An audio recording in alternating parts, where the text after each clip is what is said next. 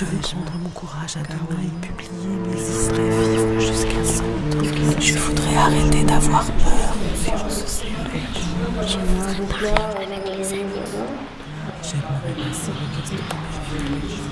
Je voudrais arrêter d'avoir peur.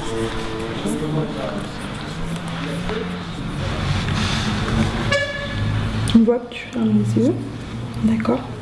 On voit pas que tu penses à quelque chose. Donc moi je viens du théâtre, de la mise en scène si tu veux. Et j'ai toujours travaillé dans des collectifs et j'avais besoin de savoir si j'avais un monde intérieur à moi que je pouvais montrer. C'est-à-dire pas quelque chose qui venait d'une pièce de théâtre ou d'un texte, mais si je pouvais trouver mes propres images intérieures et les faire vivre en fait. Et puis, je me suis orientée depuis 5 ans dans le fait de faire des installations. Donc on nomme ça, on t'appelle plasticien ou plasticienne, je ne sais pas s'il y a du féminin. J'ai eu envie de faire une série de ce que j'appelais des portraits intérieurs en fait. Donc j'avais envie de rencontrer des populations, des habitants, entre guillemets des humbles, une multitude d'anonymes, et de collecter leurs paroles. Au départ, peut-être des personnes qui étaient proches de moi, et au final, c'est devenu assez universel. C'est-à-dire c'est comme si je voulais garder un moment dans la vie des gens. C'est très étrange. C'est un peu vaudou. Hein. Il y a quelque chose de légèrement inquiétant et en même temps de reposant. Ça calme et en même temps, c'est mystérieux, quoi. J'essaie que ce soit mystérieux. J'ai envie que ce ne soit pas des évidences. Quel est le rôle de l'artiste dans la société? Vaste question. En tout cas, je peux dire ce que fait l'artiste. Après, je ne sais pas si c'est un rôle social.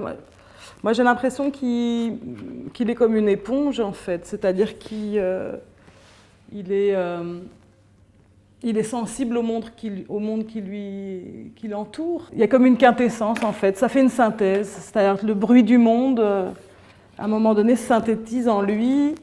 Et de cette synthèse naît une vision, en fait. Et cette vision, il l'a fait voir aux gens. Donc je travaille sur l'intime, mais aussi sur le collectif. Mettre l'intime en lien avec le collectif, la communauté. C'est-à-dire on est seul, profondément seul, mais en même temps, on est à l'intérieur d'une communauté. On est une étoile qui brille dans une constellation. Je commence à avoir fait pas mal de portraits de gens d'ici, donc du coup, oui, il y a quelque chose qui se passe, quoi. Moi, ce qui me plaît, c'est aussi de... Par exemple, je prends la photo d'une personne âgée, comme ici, et puis à l'expo, il y a toute sa famille qui vient la voir, par exemple. Alors ça, c'est très chouette, parce que du coup, tu vois les petits-enfants. Toi, tu as rencontré une personne, tu as les petits-enfants, tu as toute la famille. Tu as un lien social. L'exposition devient un endroit de lien social. C'est pas qu'un espace mental à moi, personnellement, pour mon ego personnel. J'aime bien aussi qu'il y ait de la diversité dans les personnes que je rencontre. Que ce soit de la diversité d'origine ou d'âge. Dans Saint-Gilles, il y a le monde entier. Enfin, pas tout le monde entier, mais il y a... Tu vois cette jeune fille là qui est là, donc qui est voilée, hein, donc, comme tu peux reconnaître. C'est une jeune fille de Saint-Gilles, c'est une jeune fille de maintenant. Enfin voilà, elle fait du kickboxing. Voilà. C'est une Saint-Gilloise, mais en même temps, elle pourrait être presque d'un autre temps et d'une autre époque et d'un autre lieu, en fait. Je ne dépends pas entièrement de l'artistique pour vivre. Et du coup, ça me donne une liberté terrifiante. Mais je pense que tout le monde est dans cette question. C'est le rapport du temps, de l'argent et de l'artistique. Comment veux-tu vendre une vision pour la mettre dans le salon de quelqu'un d'autre? C'est compliqué. Donc parfois, moi je vends j'ai envie de dire des traces de ces visions. C'est-à-dire qu'il y a des gens qui achètent des photos par exemple, ou qui peuvent acheter un catalogue, ou qui peuvent, voilà, des choses comme ça. Mais je ne crée pas des objets pour qu'ils aillent dans le salon de monsieur et madame.